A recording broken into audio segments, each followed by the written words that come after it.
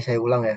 Jadi untuk pada dasarnya kita sebagai investor, teman-teman harus memiliki portofolio yang sehat. Nah, portofolio yang sehat itu seperti apa? Nah, kita ingat bahwa portofolio itu mengindikasikan investasi yang kita punya ya.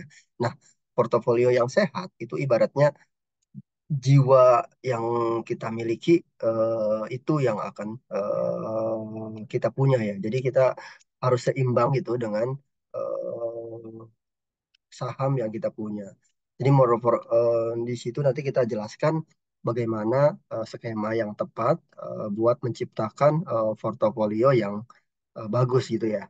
Nah, di sini pengertian dasar ya, portofolio yang seimbang itu adalah istilahnya dikenal dengan komposisi portofolio yang dimiliki dengan cara meminimalisir resiko dan memaksimalkan tingkat pengembalian. Jadi kita mengatur eh, porsi dari portofolio kita itu untuk meminimalisir risiko. Ya, jadi kita ada persentase, persentase di sini kira-kira nih baiknya berapa persen. Kalaupun teman-teman nanti risk tag-nya tinggi ya, masuk ke saham, nah ini sahamnya saham sektor apa aja, industri apa aja. Nah, itu kita nanti rebalancing ya teman-teman ya. Artinya sama juga kita sebagai fund manager. Biasanya ini dilakukan oleh eh, manajer investasi, dalam hal ini fund manager yang mau reksadana ya teman-teman ya. Nah di situ juga kita bertindak di situ. Artinya kita sama dengan mereka. Nah kita mengatur portofolio kita agar seimbang. Dan seimbang di sini artinya risikonya dikurangi, profitnya ditingkatkan gitu ya. Nah untuk minimalisir risiko itu biasanya salah satunya ya teman-teman itu menyeimbangkan proporsinya. Gitu. Proporsi itu maksudnya persentase yang seimbang seperti apa. Contohnya kita punya uang taruh 1 juta itu ya, apa 10 juta ya. Nah, untuk persentase 10 juta itu kita masuk ke sektor apa aja gitu.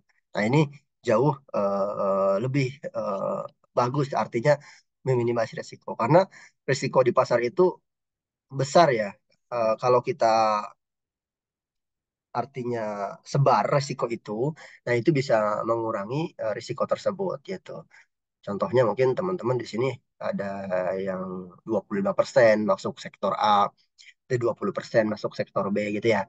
Nah, 25% lagi nanti masuk sektor C. Nah, ini dibagi-bagi seperti itu. Ini tujuannya untuk minimalisir. Kita tahu teori ini jelasnya itu dalam jangan taruh telur dalam satu keranjang ya teman-teman ya. Jadi teman-teman kalau simpan telur gitu ya dalam keranjang yang sama gitu ya, keranjangnya jatuh gitu kan, telurnya pecah semua ya. Nah, kita taruh telurnya itu di beberapa keranjang gitu ya. Walaupun kecil, tapi kalaupun jatuh gitu ya, keranjang satu, itu masih ada keranjang yang lain. Nah, itu kita minimalisirkan ilustrasinya seperti itu ya. Nah, meningkatkan tingkat pengembalian di sini kita harus selektif dalam memilih sahamnya nih teman-teman. Jadi ketika kita contoh nih udah ketemu nih sektor A ya, konsumer gitu ya. Nah, di sektor konsumer ini kan banyak sahamnya ya.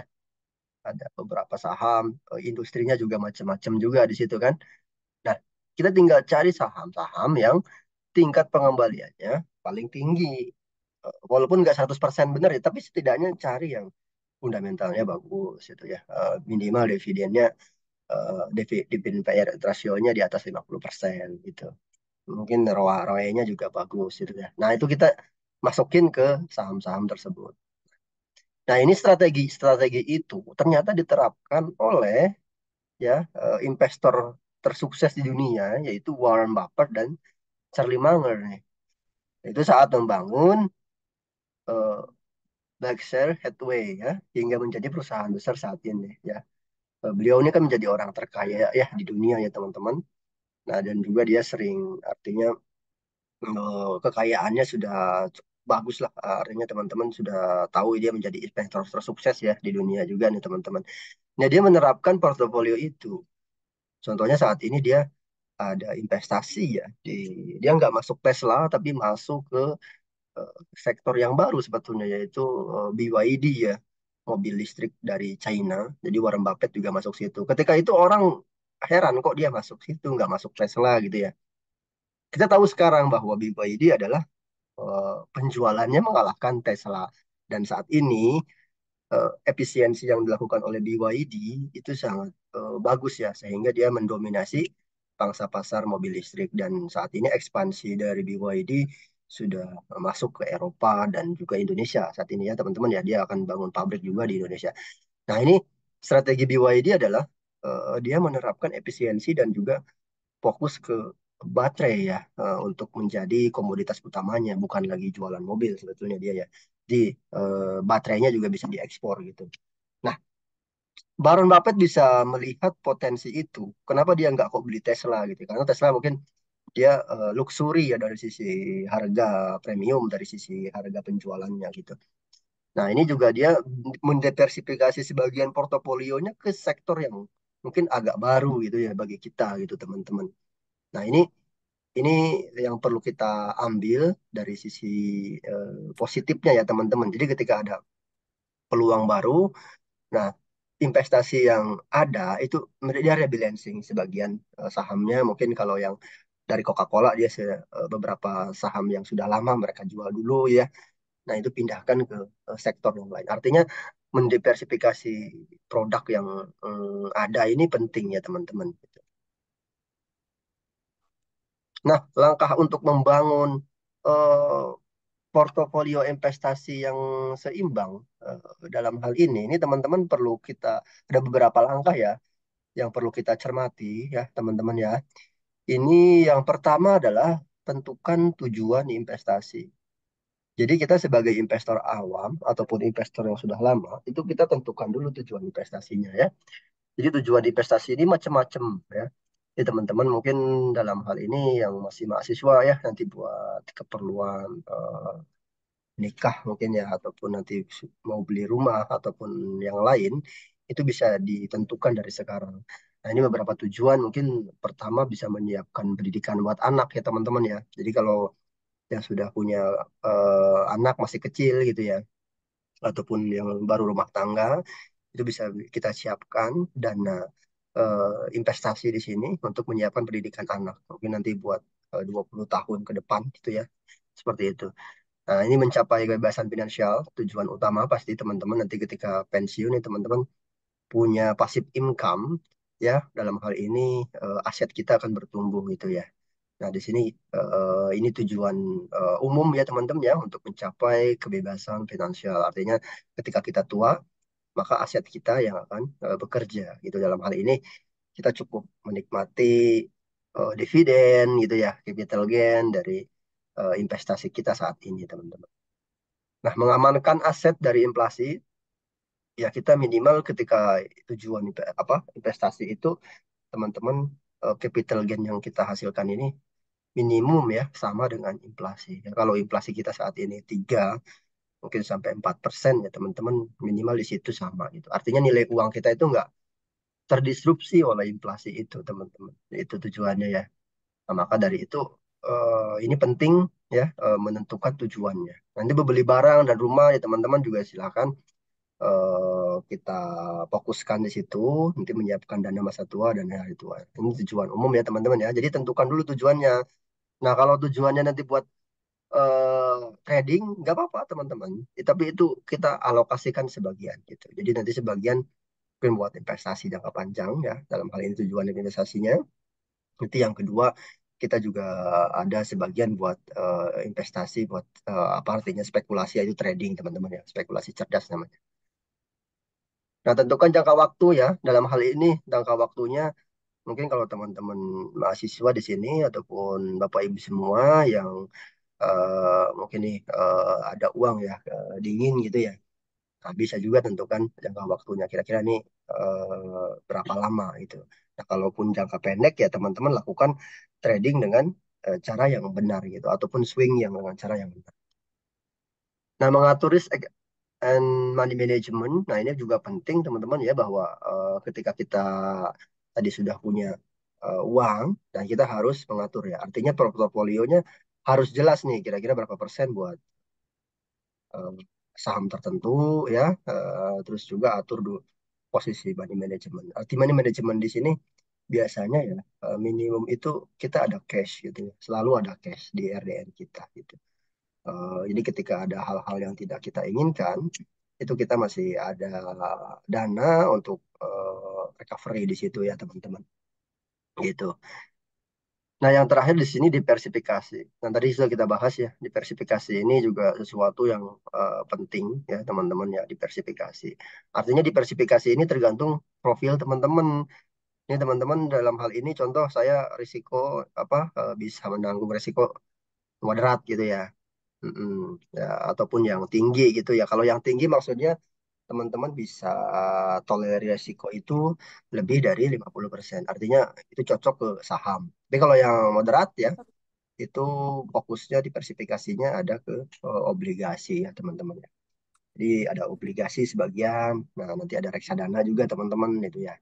Nah kalau yang low resikonya, nah itu fokusnya mungkin ke reksadana jangka pendek dan juga ke SBN obligasi negara ya teman-teman. Itu. Nah itu balik lagi ke profil resiko teman-teman karena kita nggak bisa memaksakan posisi kita ya. Mungkin teman-teman bisa nanti isi survei kaitan dengan profil risiko kita. Ya, dalam hal ini coba dulu teman-teman untuk lihat ya. Kalau teman-teman bisa ngambil risiko yang tinggi, ya bisa fokus ke saham. Tapi kalau teman-teman nggak suka risiko yang tinggi ya, ya mungkin cari produk investasi yang lebih aman gitu. Ya. Selanjutnya adalah diversifikasi. Nah, ini kita akan fokuskan di sini ya, karena acuannya di sini itu penting karena ini bagian dari manajemen risiko tadi ya untuk mengurangi risiko dan meningkatkan return gitu ya. Ya. Nah, ini tujuannya. Nah, yang pertama adalah yang perlu kita perhatikan tadi ya, tujuan investasi dan toleransi risiko. Toleransi risiko teman-teman ini berapa persen? Itu balik lagi ke teman-teman ya. Contoh gini, eh ada investor ya yang datang di sini mungkin dia pensiunan gitu ya teman-teman ya. Nah pensiunan dari apa perusahaan gitu ya. Nah baiknya yang seperti itu gimana tujuan investasinya? Yang pertama dia pasti pengennya ada kepastian ya karena uang yang dia terima itu hasil dari pensiun. Nah ini resiko tinggi ya ketika dia gunakan ke saham saham yang secara volatilitasnya tinggi gitu. Nah, maka kita eh, rekomendasikan biasanya ke eh, beberapa reksadana yang pasif apa fixed income ya. Artinya yang reksadana obligasi ataupun kita langsung eh, utamakan ke produk-produk SBN gitu. Nah, ini udah ada kepastian dari sisi returnnya ya. Mungkin setahun 6%, 5, 7 gitu ya. Nah, ini udah ada kepastian. Jadi dia bisa melihat, oh ini saya akan dapat uang segini setahun gitu ya. Ataupun per 3 bulan segini gitu ya. Ini jauh lebih pasti ya. Dan ini cocok buat orang-orang investor yang mungkin dalam hal ini sudah masa pensiun seperti itu. Nah, tapi beda lagi dengan kita yang masih dalam hal ini muda, mungkin ya teman-teman ya di kisah di bawah umur 30-an. Nah, ini bisa fokusnya mungkin ke saham ya untuk jangka panjang. Nah, di saham ini juga teman-teman nanti bisa lihat di situ saham yang kira-kira akan bertumbuh ya seperti itu. Dalam hal ini mungkin labanya dia konsisten bertumbuh, terus juga momentumnya lagi bagus ya. Itu bisa kita disesuaikan di situ. Itu jauh lebih cocok ya teman-teman seperti itu. Nah, ketika pun ada koreksi, nah kita masih ada eh, harapan nih untuk recovery income dari kegiatan kita seperti itu. Ya. Nah, diversifikasi di sini juga kita harus fokus ya perhatiannya yaitu ke alokasi ya ke berbagai industri. Nih, artinya nih teman-teman sepertinya ada bocor ya.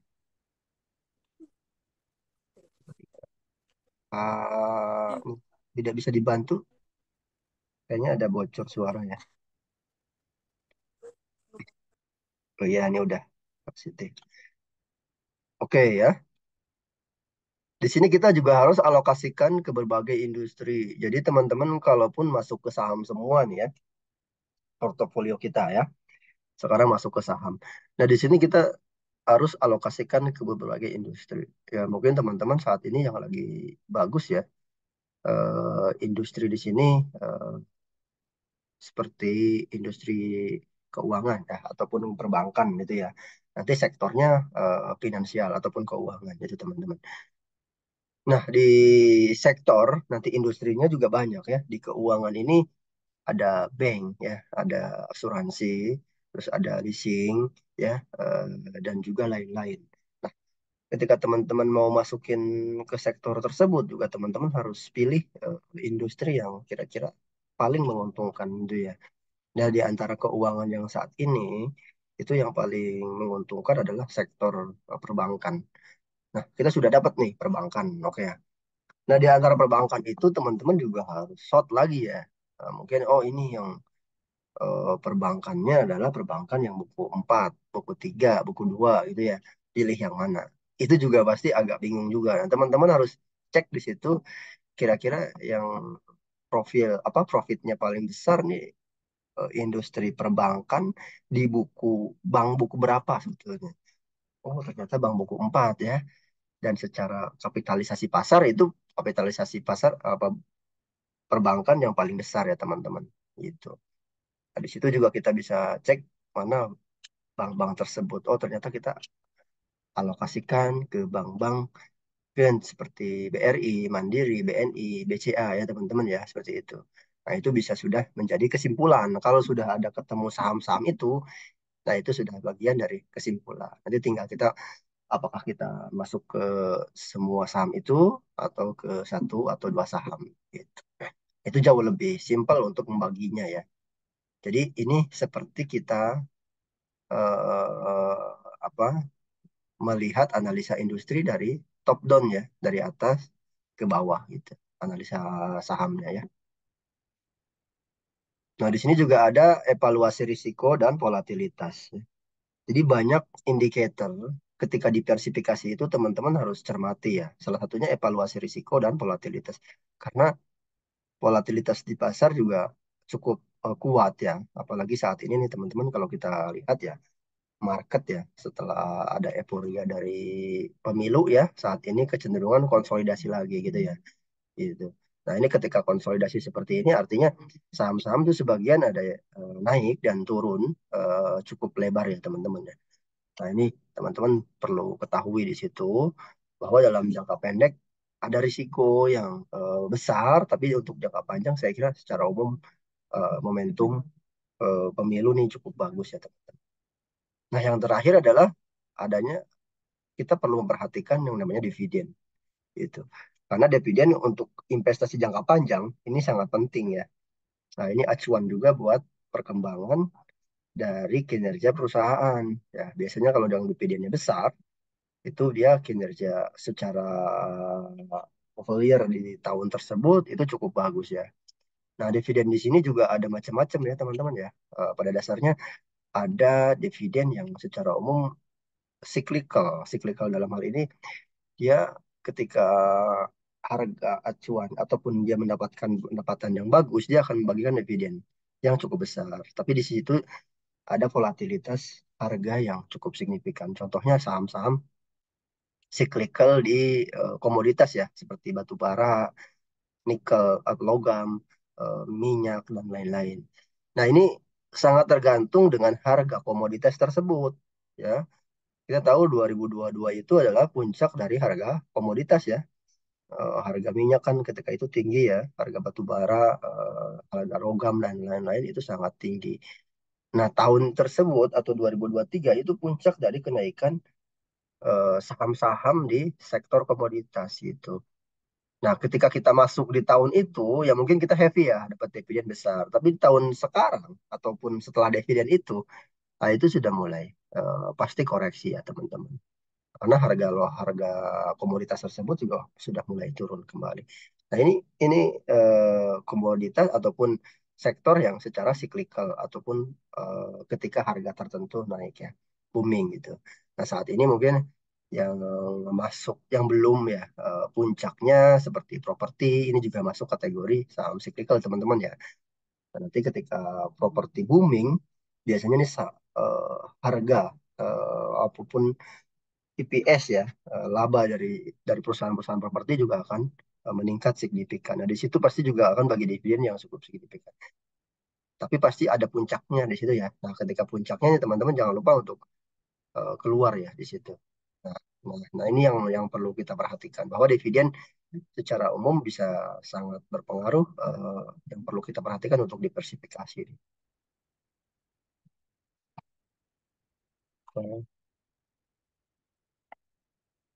Nah, jenis karakteristik saham ya. Kita masuk ke jenis-jenis karakteristik saham karena kita tadi lihat di sini diversifikasi.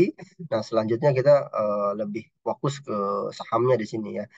Nah, jenis-jenis karakteristik saham ada 4 nih teman-teman. Yang pertama adalah saham agresif. Bahwa saham agresif dalam hal ini teman-teman kalau kita lihat ya, sahamnya ini biasanya disukai oleh trader jangka pendek atau scalper ya. Saham ini agresif, bergerak sangat volatil, memiliki risiko yang sangat tinggi ya. Ini contohnya saham-saham biasanya second liner ya, teman-teman. Eh, Contohnya nih saat ini ya, yang menjadi top gainers nih biasanya ya. Empau nih saat ini nih, naik 33%, Fire, Alhab, MMIX, dan juga yang menjadi top losser biasanya ya. Yang menjadi penurunan terdalam, ini BP, SMLE, Awasa, PC, Akro ya, Suri, Gold. Ini juga masuk saham-saham yang secara umum agresif. Nah, ini cocok buat yang scalper. Dan teman-teman kalau mau scalper, trader jangka pendek, beli pagi, jual sore ya, beli sore, jual pagi gitu ya teman-teman ya. Itu screeningnya pasti saham-saham yang seperti ini ya, yang secara fluktuasinya tuh tinggi. Ini teman-teman kalau yang suka agresif seperti ini ya silahkan ya. Jadi teman-teman bisa fokus di sini, harus ketahui secara umum ya pasang target dan stop lossnya juga harus ketat ya teman-teman gitu. Jadi teman-teman kalau masuk saham agresif terus di hold lama ya salah. Pasti akan keliru ya. Ujung-ujungnya teman-teman pasti akan rugi juga gitu. Nah, karena saham-saham agresif seperti ini ya nggak cocok buat di hold karena secara fundamental ya ini masih dipertanyakan. Artinya kurang ya. Mungkin dia posisinya masih minus gitu ya karena ada sentimen sesaat seperti itu ya. Beda dengan saham yang kedua di sini ya, jenis saham defensif. Ya. Saham ini karakternya adalah memiliki harga yang relatif stabil dari tahun ke tahun ya. Mungkin stabil dalam hal ini dia ada naik, tapi nggak terlalu tinggi.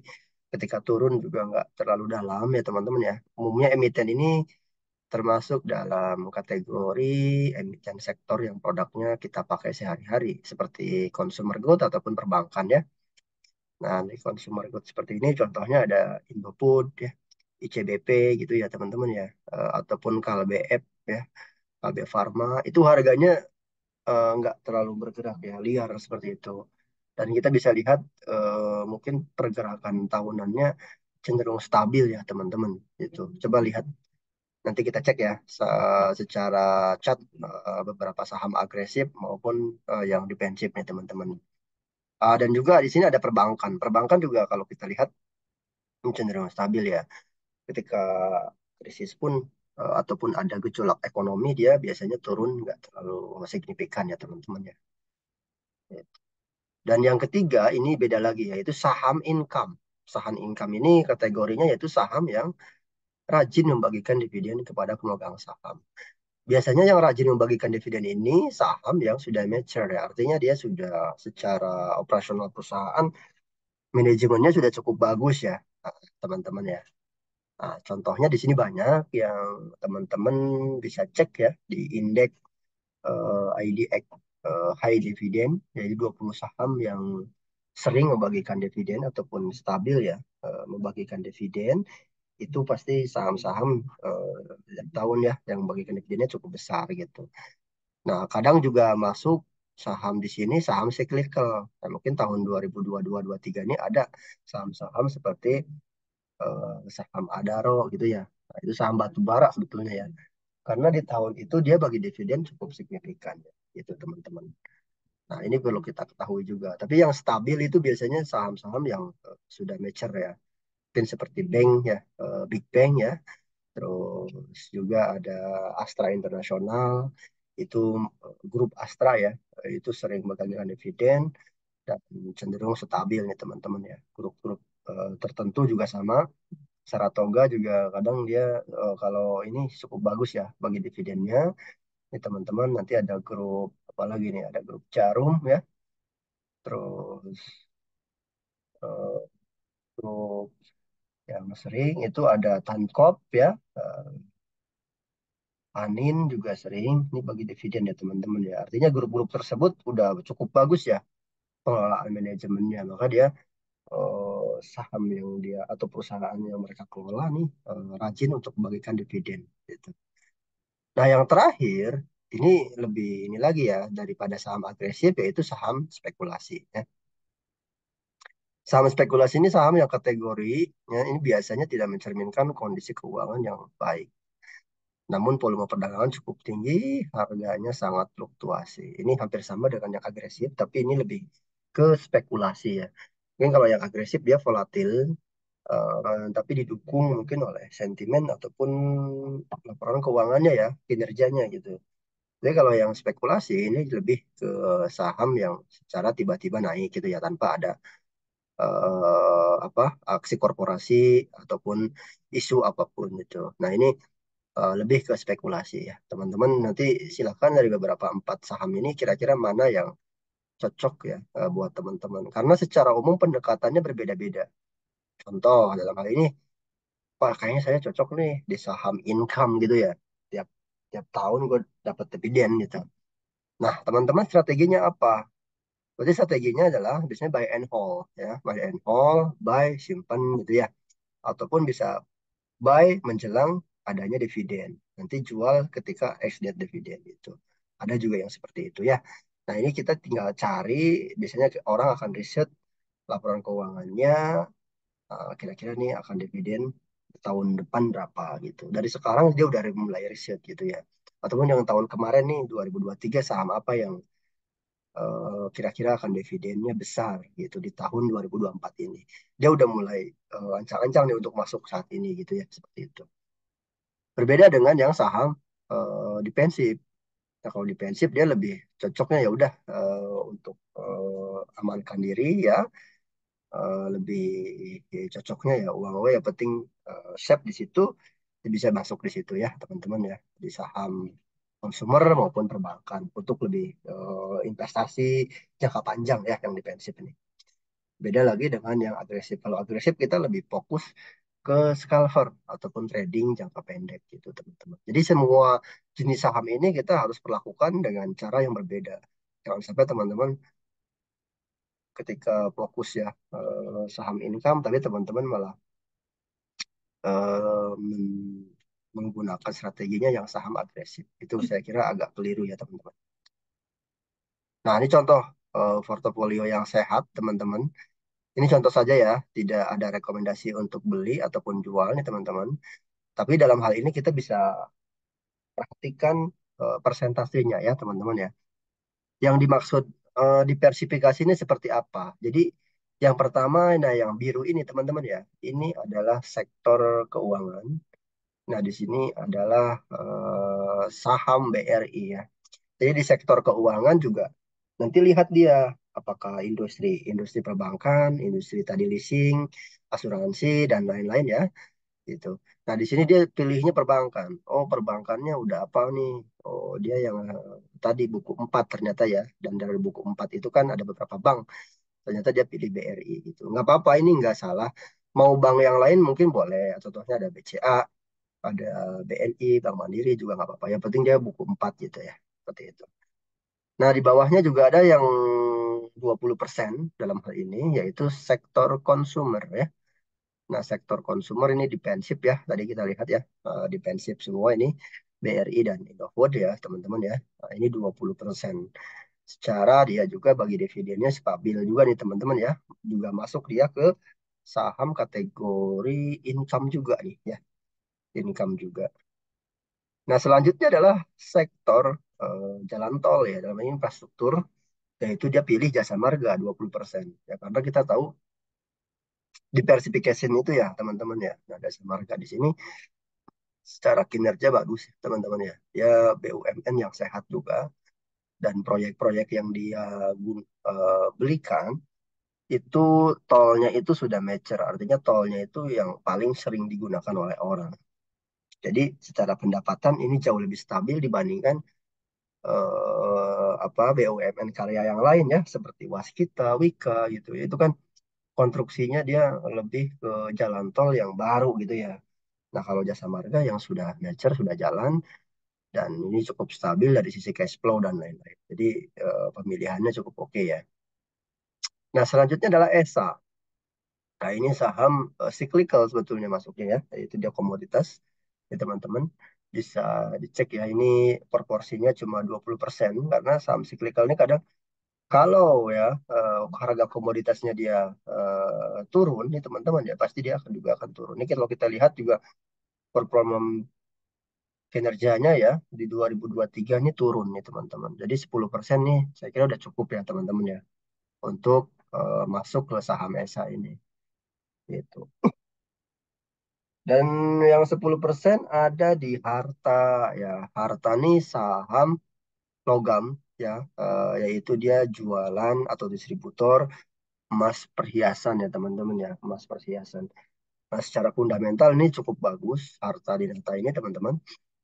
Nah, dia 10% nih cukup juga ya karena dia relate dengan harga emas ya. Harga emas juga kan fluktuasi ya saat ini ya, fluktuasi. Tapi lebih ke stabil juga nih teman-teman. Jadi kalau kita lihat proporsi seperti ini ada masuk ya. Ada saham perbankan, dia mewakili dari sektor keuangan, ada sektor konsumer ya. Di sini diwakili oleh INDF, dia produknya udah sangat terkenal ya dalam hal ini ya. Terus ini selain INDF boleh ya ada Mayora, ada ICBP, nanti ada Ultra, ada Cimori ya teman-teman silakan dicek saja mana yang paling cocok seperti itu ya. Terus selanjutnya adalah 20 lagi yaitu sektor eh, infrastruktur dalam hal ini jasa marga. Mungkin jasa marga saya mau ganti Pak Toto dengan Telkom. Boleh silahkan ya. Telekomunikasi juga nggak apa-apa. Selanjutnya ada ESA, ini cyclical. Mungkin ESA-nya saya mau ganti dengan Adaro, nggak apa-apa, silahkan juga ya. Mau sektor yang konsum apa cyclical yang lain juga silahkan ya teman-teman ya. Mau Elsa, mau apa sih Medco boleh juga. Ada yang logam ya dalam hal ini harta. Ini harta saya mau ganti contohnya dengan Inco, Antam juga silahkan teman-teman. Tapi proporsi-proporsi ini menjadi acuan kita dan jangan lupa kita sisakan yang namanya cash 10% gitu. Ini ideal ya teman-teman kalau kita lihat satu 2 3 ada 5 saham. Jadi kalau kita punya 10 juta ya masukkan segini cukup ya. Jadi ada cash 1 juta 10% ya teman-teman ya. Jadi porsi saham di sini ketentuannya saham solid ya lebih besar yaitu 70%. Saham solid di sini teman-teman defensif ya. Defensif terus juga ada passive income-nya. Artinya dia juga bagi dividen. Nah, 20% itu adalah saham second liner. Second liner. Second liner tuh sekalinya naik dia eh, naiknya signifikan. Tapi sekalinya turun juga lumayan cukup signifikan teman-teman ya. Ataupun dia naiknya agak lama tapi sekalinya naik dia naiknya tinggi cepat gitu ya teman. Nah, di sini cash selalu tersedia, terbagi dalam beberapa sektor. Itu ya catatan untuk contoh portofolio sehat. Saya kira ini perlu didiskusikan juga teman-teman nanti kalau yang mau bertanya boleh ya. Ini portofolio teman-teman seperti apa nanti bisa kita diskusikan. Gitu. Nah di sini strategi saham, investasi saham seperti apa? Yang pertama adalah menabung saham. Ya. Jadi teman-teman bisa lakukan setelah dapat gambaran portofolio tadi, teman-teman tinggal caranya seperti apa belinya. Bisa dengan cara menabung saham ya. Jadi di sini kelebihan dari menabung saham ini jelas ya. Beli saham tertentu ya bertujuan memiliki saham incaran sebanyak mungkin, tidak membutuhkan modal yang besar dan lain-lain. Jadi ini teman-teman cukup nanti top up dana rutin ke RDN ya. Nanti teman-teman di situ bisa langsung belikan saham. Dan kita ada fitur di sini untuk menabung saham ya, teman-teman. Jadi nggak usah khawatir, tinggal disesuaikan fitur tersebut ya teman-teman ya, nabung sahamnya, nanti dia tiap bulan akan auto debit untuk pembelian saham tertentu. Nah, yang kedua adalah trading saham. Ini strategi investasi yang berbeda dengan nabung saham. Kalau ini kita nabung, namanya nabung kan butuh waktu ya. Artinya ini membutuhkan waktu yang cukup panjang ya teman-teman ya. Nah, kalau trading saham ini jauh lebih cepat ya teman-teman ya. Mungkin gain dalam hal ini gitu. Jadi trading saham di sini adalah berdagang saham ya, di mana Anda melakukan transaksi jual beli dalam jangka pendek seperti itu. Nah, ini kelebihannya sahamnya eh, saham yang disukai. Ini tujuannya untuk mendapatkan untung ya dalam jangka pendek. Nah, itu prinsipnya di sini buy and sell. Jadi nggak di hold ya, nggak di hold jangka panjang nih teman-teman. Jadi lebih fokus ke transaksi gitu. Ya, ini trading. Nah, yang ketiga adalah value investing ya. Nah, kalau value investing, ini strategi investasinya itu dia fokus ke saham yang fundamental bagus dan harganya murah ya teman-teman ya. Nah biasanya ini jangka waktunya itu bisa 1 sampai 5 tahun teman-teman ya. Ya ini biasanya saham-saham second liner yang mungkin hari ini rugi ya, tahun depan ada indikasi dia mulai profit. Nah itu biasanya kita collect dari sekarang gitu. Nah ini cocok yang value investing ini biasanya investor seperti Pak Lok Heng Hong ya, Pak LKH. Ini dia cari saham-saham yang eh, murah seperti itu, fundamentalnya bagus, harganya murah. Nah, kadang lama ya, kita holdnya lama, bisa 1, 2 tahun, 3 tahun, bahkan dia holdnya sampai 7 tahunan ya. Tapi sekalinya naik, itu bisa jadi multi bagger ya. Naiknya sangat signifikan, gitu persentasenya gitu. Ini untuk jangka panjang ya tujuannya juga teman-teman. Jadi ya berbeda dengan yang tadi trading gitu. Ini jangka panjang. Menuntut penguasaan teknis agar bisa mengetahui harga wajar perusahaan. Ya, teman-teman nanti belajar kaitan dengan value stock ya. Value stock sebetulnya mudah ya. Kita hanya butuh beberapa eh, acuan, yaitu seperti PER, PBV, dan lain-lain. Tapi yang perlu kita ketahui adalah detail dari rasio itu gitu. Karena ini perlu penjabaran yang lebih ini ya. Nah, value investing ini sebetulnya diperkenalkan eh, lebih dalam ya oleh Ben Graham ya tahun 1934 nih teman-teman. Itu Intelligent Investor ya bukunya ya teman-teman. Nah, saya juga sudah baca di situ bahwa emang dia nyarinya tuh saham-saham yang under value ya. Seperti itu.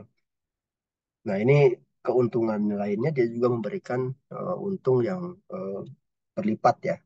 Artinya mungkin kalau teman-teman beli harganya Rp100 gitu ya, ya mungkin target kenaikannya sampai 400 ya, 400, 300 bahkan 500 itu. Artinya kan sampai 500% gitu kan.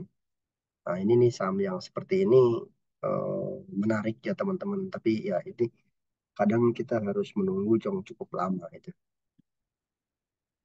Ada juga strategi investasi yaitu income investing ya. Income investing ini difokuskan pembelian saham dari perusahaan yang rutin membagikan dividen. Tadi seperti saham-saham yang passive income tadi teman-teman ya itu. Nah, ini fokus membagikan dividen secara rutin. Kadang dividennya ini bisa cukup besar ya. Bisa lebih dari 10%. Bayangkan nih teman-teman kalau dividennya 10% netnya, teman-teman ini sudah hari dividennya aja udah bisa mengalahin investasi dari obligasi ya teman-teman. Gitu. Ya, ini mungkin untuk sore hari ini ya teman-teman ya. Untuk tema kita yaitu dalam jiwa yang kuat ada portofolio yang sehat ya. Jadi kita di sini melihat bahwa portofolio yang sehat itu seperti apa. Ini perlu kita lihat lagi portofolio yang kita saat ini ya, termasuk juga yang saya teman-teman itu. Nah, untuk dicek kembali apakah portofolionya udah sesuai atau tidak gitu. Dan ini teori ini ya teman-teman ya juga diterapkan oleh fund manager. Artinya ya teman-teman saya kira teori ini eh, relatif eh, meminimalkan risiko dan juga meningkatkan keuntungan investasi kita. Baik, itu aja saya sebelumnya kembalikan ke moderator, yaitu Kak Anissa. Baik, terima kasih Bapak atas pemaparan materinya, sangat bermanfaat sekali dan semoga teman-teman berada semua bisa mengaplikasikan materi yang sudah tadi disampaikan oleh Bapak Toto dan untuk menunjang investasi dan juga trading sobat baik semua. Khususnya agar portofolio saham kita makin sehat. Seperti itu ya, Sobat Bright. Nah, sekarang mungkin langsung saja ya Pak, kita lanjut ke sesi tanya jawab. Untuk rekan-rekan, Bapak, Ibu, dan Sobat Traders yang memiliki pertanyaan, boleh silahkan dikirimkan ke kolom chat. Kebetulan ini. Nah, mohon izin Bapak, ini ada pertanyaan dari Kak Ya. Children Arifin. Katanya Pak, tipsnya dong manage mental setiap kali lihat porto hijau langsung pengen banget ngejual, takut turun lagi. Seperti Oh itu ya, Bapak. pertanyaannya menarik ya, Kang Cildan. Saya langsung jawab ya, Kak Ines ya. Ya, Ya, disilakan Bapak. pada dasarnya teman-teman ketika kita lihat portofolio ya, jadi teman-teman ketika buka aplikasi nih, mungkin yang belum coba ya untuk investasi saham itu, teman-teman pasti akan melalui eh, hal ini gitu, dan ini wajar ya, Kang Cilian ya. Jadi psikologi ini kaitan dengan psikologi trading ya teman-teman. Jadi ketika teman-teman punya aset ya, dalam hal ini saham, terus sahamnya naik gitu ya. Dan teman-teman ada yang namanya kekhawatiran ya. Kekhawatiran takut besoknya turun gitu. Jadi nggak sabaran gitu. Eh, Nah ini wajar, tapi kita perlu klarifikasi bahwa sebaiknya kita mulai berlatih ya untuk tetap bertahan selama secara umum nggak ada perubahan dari sisi perusahaan. Contoh gini, izin share aja ya. Mungkin ya. Contoh di sini lah saham bumi atau apa nih. BRIS aja ya. Ini teman-teman kalau kita lihat saham BRIS ya. Hmm, Secara teknikal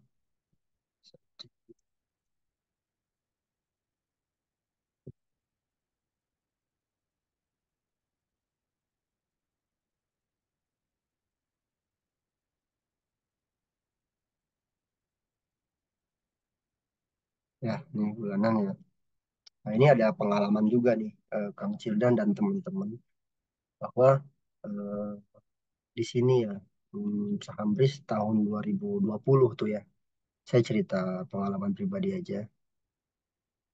Ada saham investor beberapa investor ya yang beli ketika IPO dia. Kayak gitu IPO kita juga nih yang underwriternya ya 2018 ya. Saya ingat betul ketika itu rame IPO-nya.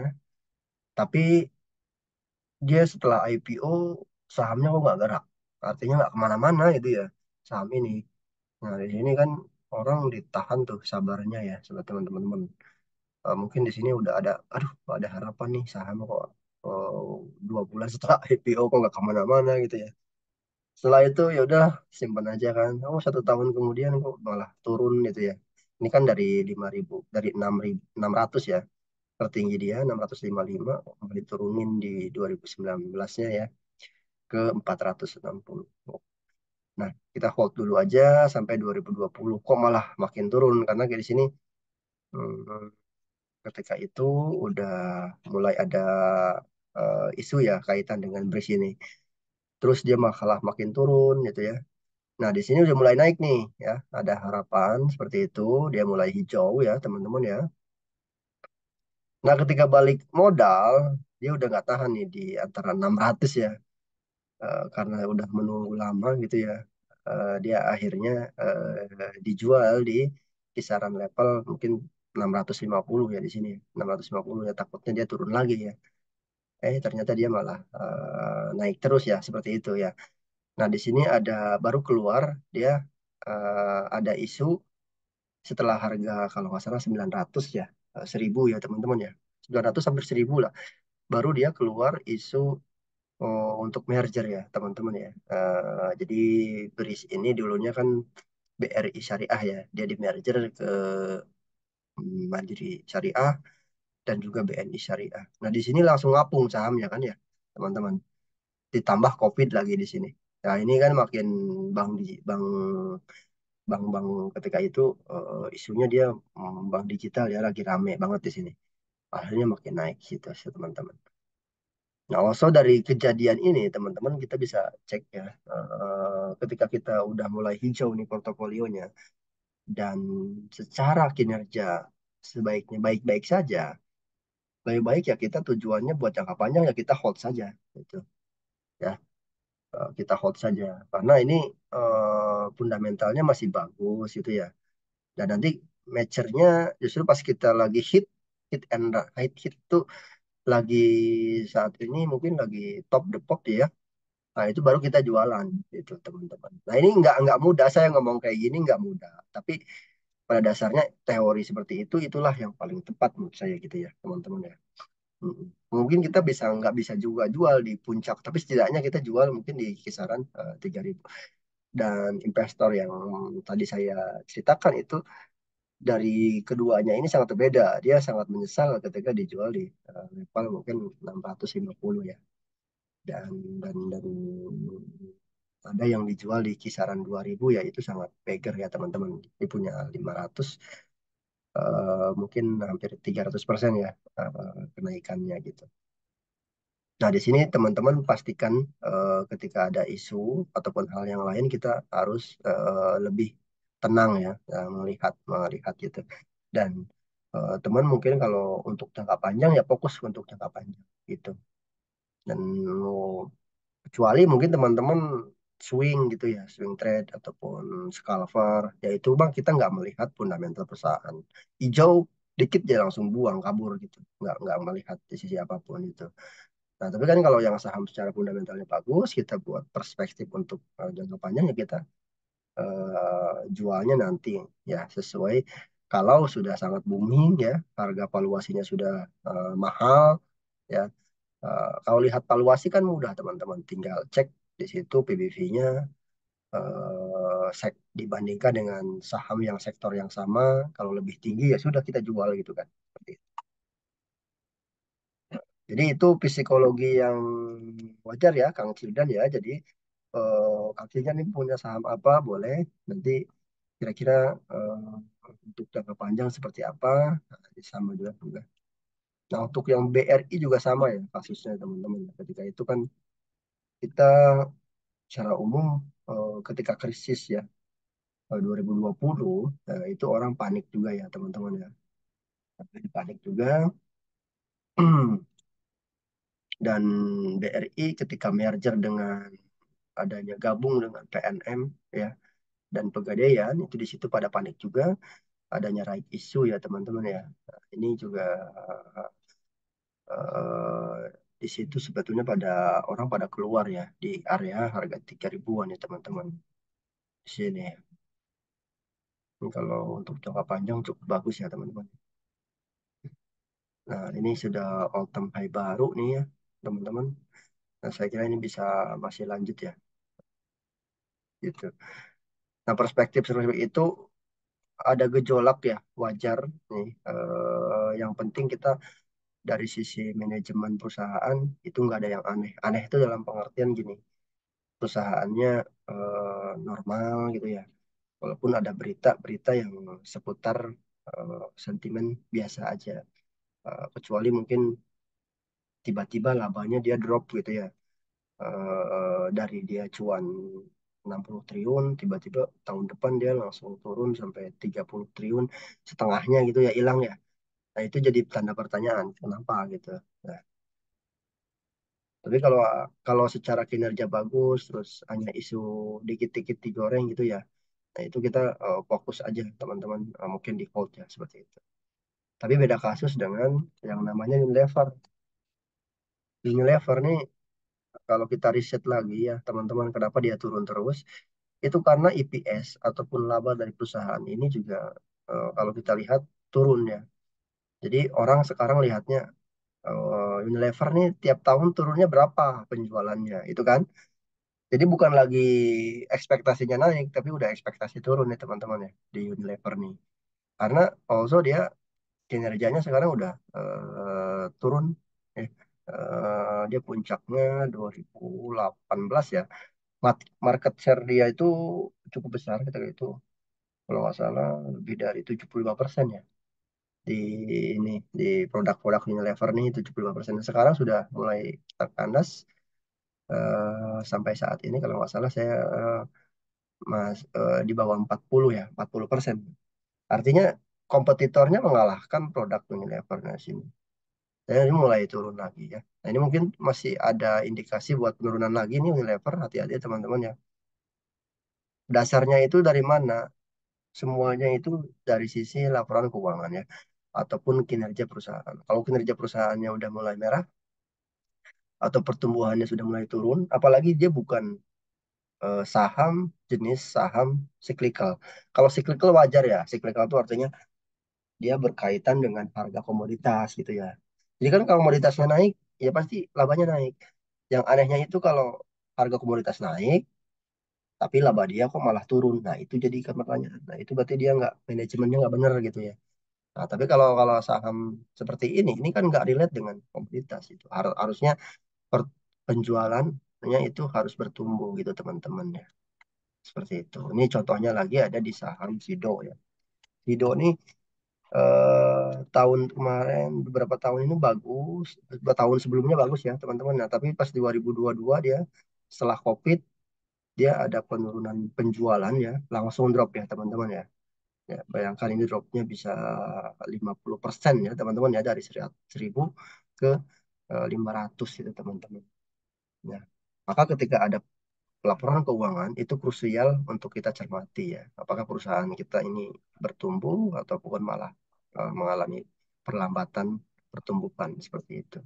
Nah, tinggal kita cek kenapa alasannya gitu.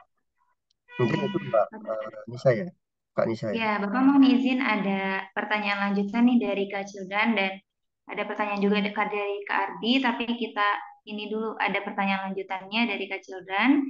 Kebetulan aku sekarang pegang Bumi sih Pak, udah mulai naik. Aku punya di harga 87 Pak, agak riskan juga antara mending jual sekarang atau nanti. Seperti itu Pak. Pertanyaan Oke, lanjutan dari Kak Bumi Cildan. ya. Bumi ini Humpus Maritim Internasional. Oke, ini baru IPO ya. Khusus 85 nih bagus sih. 85 berarti udah gain ya, 5 poin saat ini. Yang Cildan ya. Ya, sebentar saya cek dulu nih IPO. Kalian yang cocoknya. Nah, khusus untuk saham IPO nih, baru IPO, dia kan IPO-nya nih 2023 ya, tahun kemarin nih, di bulan Agustus. Berarti belum ada setahun nih, Kang Cidan ya. Khusus untuk saham-saham IPO seperti ini, lebih baik sih teman-teman fokusnya penting penting swing ya, swing ataupun trading saja. Nah, karena kita belum tahu nih apa kinerja perusahaannya. Nah, ya kalau kita lihat Humi ini kan dia sebentar sektornya masuk ke sektor energi ya, oil and gas and batu bara di sini ya, Bang Cidan ya. Ini 75% dan juga ada 8%. Ini kalau kita lihat laporan keuangannya juga nih Kang Cidan ya, dia salesnya 1 triliun, aset dia segini, equity dia 2,2 nih, net profitnya segini ya. Nah ini secara kinerja cukup oke ya, ROE-nya 11%, ROA-nya 6,5%. Oke. Nah tinggal kita lihat aja secara kinerja nih Kang Sildan. Kalau buat tujuannya jangka panjang ya, untuk jangka panjang kita harus fokus ke pertama adalah fundamental perusahaan. Fundamentalnya bagus gak? Oke, ini kalau lihat ROE-nya segini, ROA-nya segini masih cukup standar ya. Ini ROE-nya 11%, ROA-nya 6,24%. Jadi dia ada profit 185 miliar ya, punya aset hampir 4 triliun. Sebetulnya kurang bagus ya. Bayang aja dia punya uang 4 triliun ya, tapi hanya menghasilkan laba 185 miliar. Artinya ya secara value ya kurang oke ya. Nggak terlalu bagus ya. Tapi ya nggak negatif juga gitu ya. Nggak negatif tuh artinya nggak sampai rugi gitu ya teman-teman ya. Terus tinggal lihat nih momentumnya. Oh, harga komoditasnya gimana? Oh, harga komoditasnya nih lagi turun juga ya. Ya kan harga minyak kan saat ini udah yang WTI ya 80 ya, 80 ya teman-teman ya. Yang Brent 85 ya teman-teman. Nah, ini tinggal dilihat nih kira-kira prediksi harga minyak seperti apa ya teman-teman. Seperti itu. Nanti kalau ada indikasi naik ya mungkin yang Bumi ini juga akan ikut naik ya teman-teman.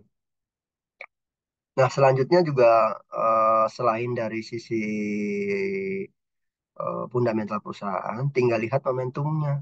Momentumnya tepat ya gitu ya. Eh, Apalagi kan ini saham IPO ya, baru tahun kemarin nih. Secara kinerja kita hanya bisa lihat laporan keuangannya yang tahun kemarin saja. Tuh. Dan ini juga nggak full ya. Nah, artinya belum ada track record yang jelas itu mungkin ya. Beda dengan saham seperti Medco ya. Nah, ini kan saham yang sudah lama ya teman-teman ya. Nah, datanya lebih lengkap lagi ya. Nah, ini bisa lebih kita estimasikan nih Kang Cildan seperti itu. Tapi kalau untuk saham Bumi, saran saya sih ini buat swing saja. Mungkin buat investasi tinggal nanti dicek ya seperti itu. Nunggu nunggulah sampai laporan keuangannya mungkin lebih teruji ya. 3 sampai 5 tahun gitu. Nah, ini contohnya seperti harta. Ini saya suka harta nih. Fundamentalnya bagus ya. Fundamentalnya bagus. Padahal dia juga ini nggak terlalu lama juga ya 2027 2022 sorry 2017 ya di IPO. Berarti kan sekarang sudah berapa tahun ya? Sudah hampir 7 tahun ya, 7 tahun. Jadi datanya ini udah cukup lengkap itu teman-teman. Dan ini fundamentalnya cukup oke. Eh, Jelas ya, cash flow-nya juga kita sudah lengkap nih. Kalau Umi kan belum ada setahun nih Kang Cebong. Jadi yang saran saya sih kita fokus di swing ataupun trading dulu aja ya. Seperti itu. Baik, mohon izin Bapak, ada pertanyaan lagi nih Ya. dari Kak Adri Muluk. Mm-mm. Eh, Terima kasih Pak Toto atas penjelasannya. Mohon detail strategi dari masing-masing jenis investasinya. Contohnya kalau value investing harus melihat book value dan lain-lain. Terima kasih. Seperti itu Bapak. Ya, pertanyaannya saya ulang ya. Eh, Mungkin mendetailkan strategi masing-masing jenis investasi ya. Kalau value investing harus melihat book value dan lain-lain. Ya, tadi kita udah masuk ke slide yang jenis investasi ya teman-teman ya. Saya ulang kembali. Sini ya. Nah ini strategi investasi ya. Nah, di sini ada yang growth. Nah, jadi saya ulang kembali teman-teman. Ada yang jenisnya ya growth investing. Jadi growth investing ini fokus dia ke valuasi ya. Jadi valuasi eh, pertumbuhan ya, pertumbuhan dari mungkin pendapatannya ya. Dia fokusnya ke growth investing. Ini pencarian saham berpotensi keuntungan yang lebih tinggi di masa depan ya. Berbeda dengan value investing yang menekankan pentingnya penilaian terhadap harga wajar dan lain-lain. Jadi kalau growth ini dia lebih fokus ke pertumbuhan perusahaannya. Dan ini dia biasanya nggak pernah bagi dividen gitu, perusahaan seperti ini. Dia fokusnya ke growth perusahaan aja gitu ya. Nah, kayak Harta Dinata ini masuk kategorinya growth ya Pak. Karena dia jarang sih bagi dividen kalau kalau kita lihat Bapak Ibu ya. Harta ini masuknya dia ya dividen tapi DPS-nya kecil ya, 20 persenan ya. Itu dia stabil tiap tahun ya, 20% dividen payout rasionya ya. Nah, ini menariknya. Tetapi kalau kita lihat market share, dia di tahun 2019 itu dia hanya dapat market share itu 8%. Market share itu maksudnya gini, dia di bidang yang sama, kan emas ya. Mungkin emas ada perusahaan pesaing seperti Antam dan lain-lain ya teman-teman. Nah, Antam mungkin saat ini 50% ya, contoh gitu ya. Nah, si Harta ini cuma 9%. Ya. Tapi dia tiap tahun bertumbuh, bertumbuh gitu ya. Dan saat ini dia sudah menguasai pangsa pasar sampai 19%. 19 ke 18% ya teman-teman gitu ya. Artinya dari tiap tahun dia ada mengalami pertumbuhan. Nah, ini cocok buat yang seperti itu ya teman-teman. Artinya dia nggak melihat pangsa pasarnya ini bertumbuh. Nah, ini lebih bagus ya teman-teman ya buat perusahaan. Jadi makin berkembang, market kapitalisasinya juga makin tinggi, biasanya juga asetnya makin bertumbuh ya seperti itu. Nah, ini cocok yang buat strategi investasi yang growth investing. Nah, ada juga strategi investasinya yang income investing ya. Jadi dia carinya itu income, mungkin pasif income-nya ya. Dalam hal ini dividen gitu. Dia cari yang dividennya yang besar gitu. Nah, orang yang tahun 2000 tadi 222 ya, mungkin melihat apa sektor energi itu sangat menjanjikan karena secara income ataupun dividennya mereka besar di tahun itu ya. Tapi saat ini pasti berubah nih ke sektor banking karena banking saat ini labanya lagi autumn kayak gitu. Jadi yang investing ini berubah-ubah juga Pak. Mereka artinya dia cari saham yang tiap tahun nih bagi dividennya yang besar gitu ya teman-teman. Seperti itu. Nah, nanti 2025 mungkin sektornya berubah mungkin ya. Nanti tinggal kita cek gitu. Jadi fokusnya ini dia cari dividen yang rutin dan besar ya teman-teman. Nah, ada juga strategi investasi di sini yang value investing. Kalau value investing tadi dia lihat yang saham yang under value ya, yang under value yang kira-kira sahamnya murah gitu ya, tapi belum naik banyak gitu dan secara fundamental bagus gitu. Nah, ini berbeda juga ya teman-teman. Value investing. Jadi value investing jadi teman-teman pelajarinya kira-kira harga wajar perusahaan ini di mana gitu. Dan saat ini harganya berapa gitu. Contoh nih harga BRIS gitu ya. BRIS ini secara ini under value. Ternyata dia harga wajarnya itu di 3.000 ya. Saat ini ternyata dia harganya 2.400. Artinya ada gap ya.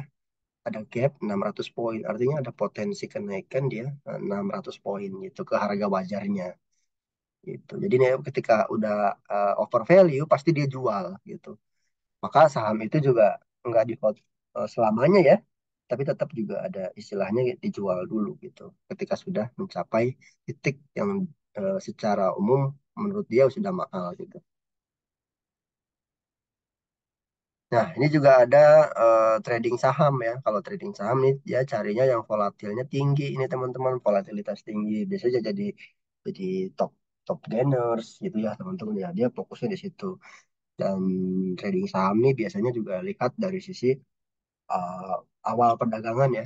Perdagangan market dia screening tuh lihat oh ini saham ini volat ketika opening nih naik 5%. Nah, dia suka ya cari yang seperti itu. Pasti akan ada kenaikan lanjutan. Di situ bisa kita mulai trading teman-teman ya. Eh, Mulai dari nanti juga chartnya juga time frame-nya itu jauh lebih simple apa lebih time frame-nya lebih kecil gitu. Nah, ini yang terakhir adalah menabung saham ya, Pak Adri ya. Untuk menabung saham ini fokusnya untuk jangka panjang ya. Dan dia rutin ya. Kalau tiap bulan atau 2 bulan sekali dia, contohnya nih saya beli saham BRIS itu ya per 2 bulan sekali. Pokoknya dia harus ya beli BRIS di 2 bulan sekali. Artinya 2 bulan nanti beli lagi, 2 bulan ke depan beli lagi gitu. Harganya berapapun dia beli gitu. Nggak lihat posisi itu. Mau naik mau turun mulai dibeli nanti ketika sudah mencapai time frame tertentu maka akan terbentuk harga average harga rata-rata ya seperti itu ya ini eh, ke sana nih teman-teman tapi ini saya coba jelaskan khusus yang trading ya.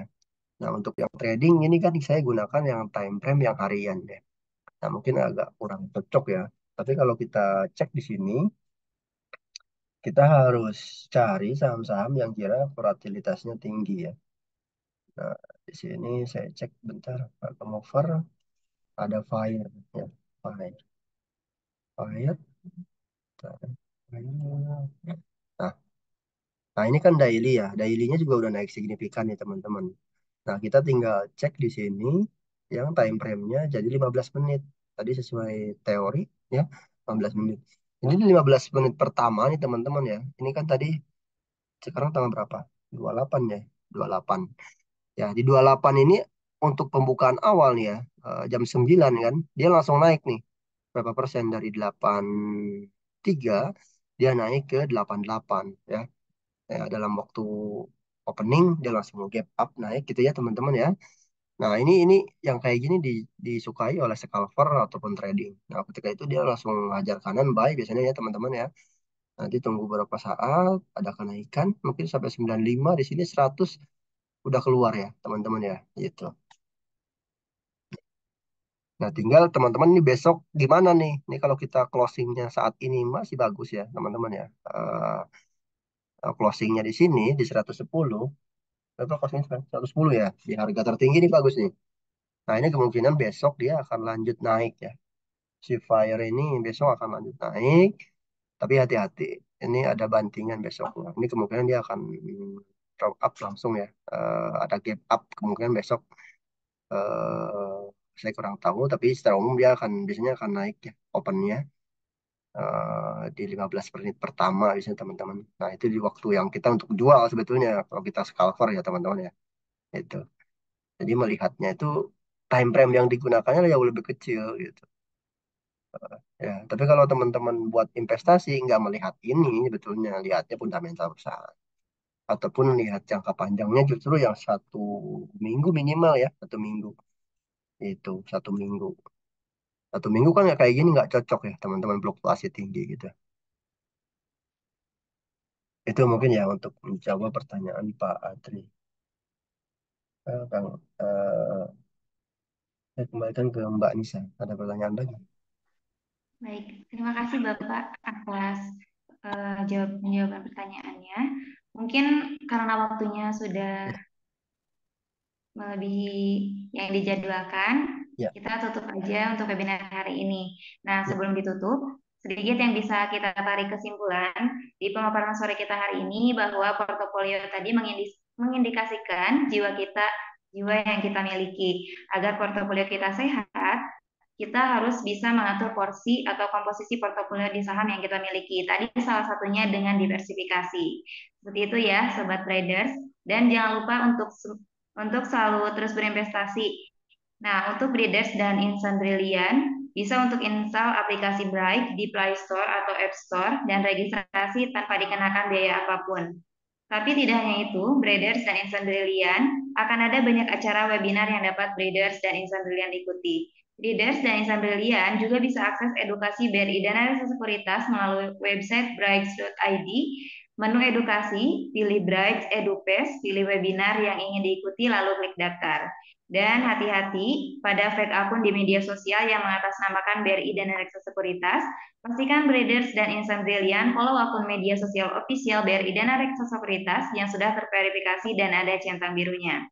Nah, sebelum menutup webinar hari ini, saya mau mengucapkan terima kasih kepada Bapak Toto Andrianto sebagai narasumber kita sore hari ini, dan pastinya terima kasih banyak juga nih kepada leaders, teman-teman yang sudah hadir di webinar kita sore hari ini. Nah, mungkin sebagai penutup untuk Bapak, apakah ada closing statement terlebih dahulu, Bapak? Ya, Disilahkan jika ada. pada dasarnya kita sebelum memulai investasi, teman-teman pahami dulu ya profil resiko kita seperti apa. Kalau sudah tahu, tinggal sesuaikan. Nah, untuk yang proporsi portofolio tadi itu gambaran normal ataupun gambaran umum ya teman-teman ya. Nanti tinggal disesuaikan. Ini tidak ajakan untuk beli dan jual, tapi secara umum teori yang sudah apa teruji ya teman-teman. Nanti teman-teman silakan sesuaikan dengan profil resiko masing-masing. Mungkin itu aja. Terima kasih sebelumnya, Kak Nisa. Baik, terima kasih Bapak atas closing statement-nya. Mungkin terima kasih juga kepada insan brilian leaders yang sudah bergabung dan mengikuti webinar sore hari ini. Sampai jumpa di webinar selanjutnya. Happy trading, happy investing, dan happy nice day. Thank you semua, Kak Nisa. Terima kasih. Terima kasih. kasih Pak Toto, Terima kasih Kak Pak Nisa. Lutfi, Pak Irfan, Kak Sari ya, Pak Dityo, Bu Mary, Bu Yayang, Bu Mita, dan teman-teman yang lain. Pak Irfan.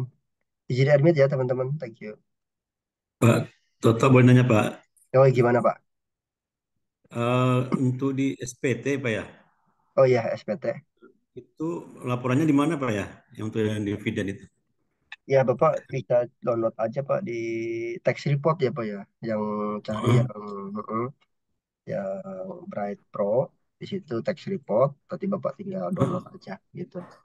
Di situ udah ada laporan transaksi ya gitu Pak. Nanti kalau mau, Oh, terima sih Pak, udah terima soft copy-nya oh, udah pakai ada ya, email. udah ada. Udah terima. Masuk masuk melaporkan itu ada ini nggak Pak, ada menu khusus atau gimana ya Pak ya? Untuk laporannya tinggal di SPT aja Pak. Nanti kan Bapak masuk ke DJP ya. DJP Heeh, heeh. di situ nanti ada